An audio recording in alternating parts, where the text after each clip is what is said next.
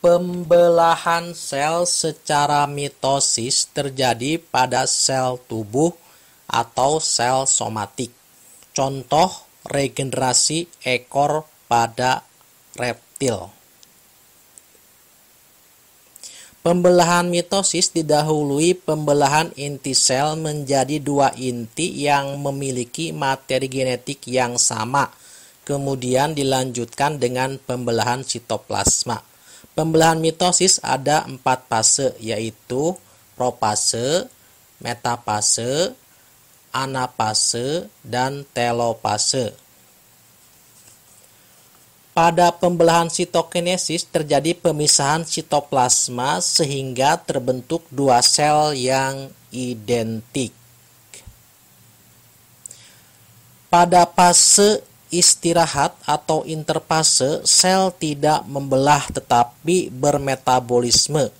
Ciri-cirinya, kromatin nukleolus terbungkus oleh membran inti yang bening, sedangkan dua sentrosom bersebelahan terletak di luar inti sel. Tahap profase, ciri-cirinya, benang-benang kromatin memadat, kemudian berubah menjadi kromosom.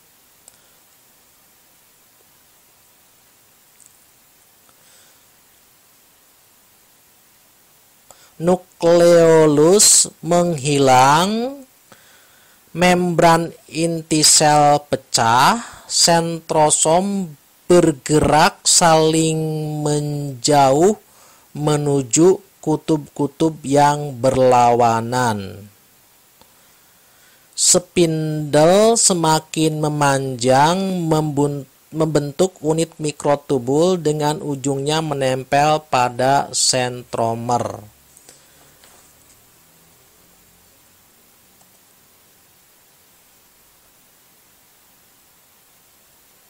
Pada tahap metafase, ciri utamanya yaitu semua kromosom berada pada bidang ekuator pembelahan sel.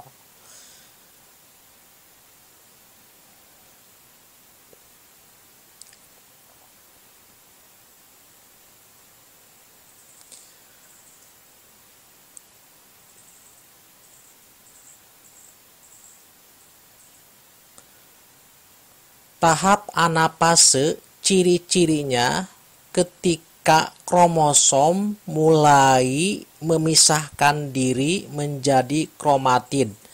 Selama anafase berlangsung, mikrotubul yang menempel pada kromatid memendek kemudian menarik kromatid ke kutub yang berlawanan. Sedangkan mikrotubul yang menghubungkan sentromer dengan sentromer lain yang tidak mengikat kromosom berinteraksi mendorong kutub lebih saling menjauh.